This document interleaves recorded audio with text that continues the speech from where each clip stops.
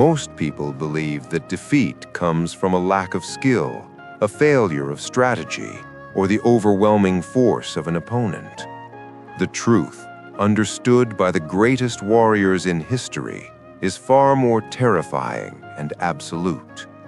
Defeat occurs the exact moment your mind moves in response to an external trigger, abandoning its center to chase a fear, an insult, or an illusion.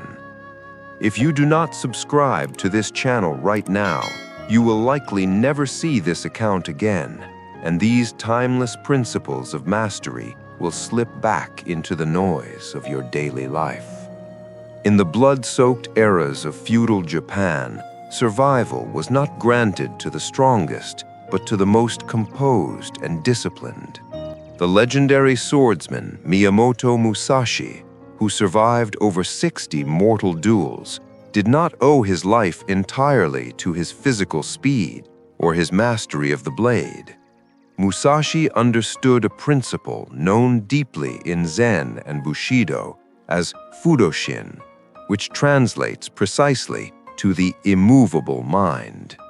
It is a state of mental equanimity, an impenetrable fortress of inner calm that cannot be disturbed by the chaos of the external world. The moment a warrior's mind is captured by the flash of an enemy's steel or the fear of death, his body follows with hesitation, leading inevitably to his destruction. Musashi taught that the mind must be like water reflecting the moon, perfectly still so that it captures the reality of everything around it without distortion. If a rock is thrown into the water, the ripples distort the reflection, just as anger, anxiety, or anticipation distorts our perception of reality. To never let the mind move first means to observe the incoming threat or challenge without allowing it to trigger a frantic emotional response. You do not suppress your emotions. Rather, you refuse to let them take the driver's seat of your conscious actions.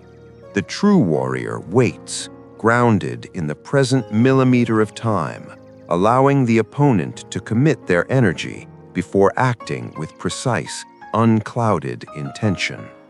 Centuries later, in the towering glass citadels of the modern corporate world, a man named Julian was fighting a war he did not know how to win.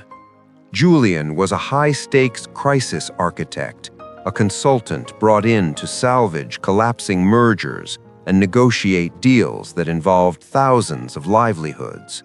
To the outside observer, he was an absolute master of his craft, incredibly articulate, sharply dressed, and seemingly entirely in control of every boardroom. Yet beneath this polished veneer of success, Julian was a prisoner to his own hyper-vigilant mind, caught in a perpetual state of exhausting anticipation. He spent his nights playing out thousands of disastrous scenarios, fighting phantom battles that had not yet occurred, and draining his spirit before dawn. This constant mental movement began to violently erode the foundation of Julian's life, bleeding from his professional environment into his quietest private moments. When his family spoke to him, his eyes were often glazed over, his attention entirely hijacked by an impending email or a perceived slight from a rival. He was physically present in the room, but his mind was miles away, endlessly pacing the corridors of tomorrow's unpredictable anxieties. His reactions became sharp, defensive, and completely disproportionate to the situations at hand, causing deep fractures in the relationships that mattered most to him. Julian realized with a quiet, terrifying clarity that he was entirely at the mercy of his environment, functioning as a puppet dancing to the strings of external pressures. It was during a particularly grueling week of failed negotiations, sitting alone in a sterile hotel room, that Julian found himself reading translations of ancient Zen texts. He stumbled upon the profound writings of Taekwondo Soho, a Zen master who corresponded with elite swordsmen, warning them intensely about the disease of the stopping mind.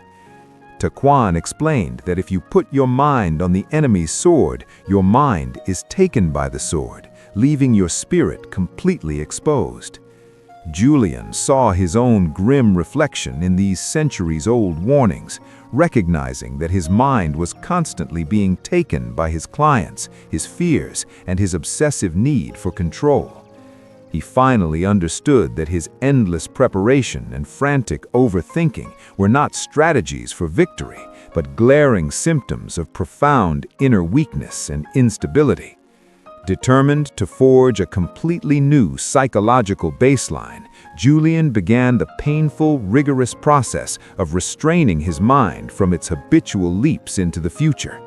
He stopped viewing discipline as a grand, sweeping gesture, and instead broke it down into agonizingly small, non-negotiable systems of daily elimination. When he woke up, he refused to look at his phone for the first hour of the day, forcing himself to sit in total silence and endure the withdrawal of his stimulated brain. If an aggressive email arrived, he instituted a mandatory physical pause, stepping away from the screen and waiting until his heart rate stabilized before drafting a single word. He was no longer trying to brilliantly outsmart his opponents. He was entirely focused on the much harder task of not allowing them to move his mind. This rigorous practice of stillness was deeply uncomfortable at first, feeling less like finding peace and more like wrestling a wild animal into submission. Julian's mind constantly screamed for the familiar comfort of anxiety, begging to rush forward to solve abstract problems that simply did not exist in reality. Every time he caught his mind moving ahead, he ruthlessly pulled it back to the present moment, anchoring his awareness in the rhythm of his physical breathing. He began to aggressively eliminate all unnecessary verbal clutter from his daily interactions, refusing to fill awkward silences with empty chatter or defensive justifications.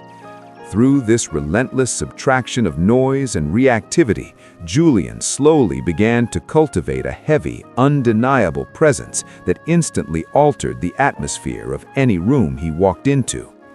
The ultimate test of this profound transformation arrived during the final hours of the most hostile corporate buyout of Julian's long, exhausting career. He was facing a team notoriously known for their aggressive, destabilizing tactics, designed specifically to break the composure of anyone sitting across from them. The opposing lead negotiator launched into a calculated, vicious tirade, loudly insulting Julian's intelligence and threatening to completely collapse the delicate deal. A year ago, Julian's mind would have instantly moved toward panic or defensive rage, his ego frantically scrambling to protect itself with immediate compromises. Instead, Julian sat perfectly still, his breathing shallow and incredibly slow, watching the angry man's outburst with the detached curiosity of a monk observing a passing storm. He deliberately did not absorb the projected anger.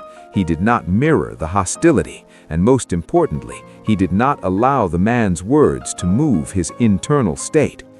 The silence that followed the outburst was utterly deafening, stretching out for agonizing minutes as the opposing team waited anxiously for Julian to break or argue. By refusing to let his mind move first, Julian allowed the aggressive energy of his opponent to completely exhaust itself against the immovable wall of his composed silence.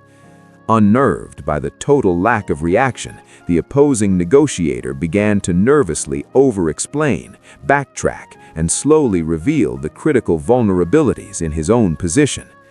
Julian had won the highest-stakes negotiation of his long, exhausting career without raising his voice, simply by remaining securely anchored while the other side thrashed helplessly in the water. He understood then, with absolute and unshakable certainty, the profound truth that the ancient samurai had bled to discover on the battlefield. True power is not the frantic ability to force the world to bend to your will, but the quiet, terrifying ability to remain entirely unbent by the world. The discipline of the immovable mind is not a historical artifact, but a vital necessity for anyone seeking total sovereignty in an age of endless distraction and emotional manipulation. If you do not subscribe to this channel right now, you will likely never see this account again, allowing this ancient wisdom to fade back into the noise of your ordinary life.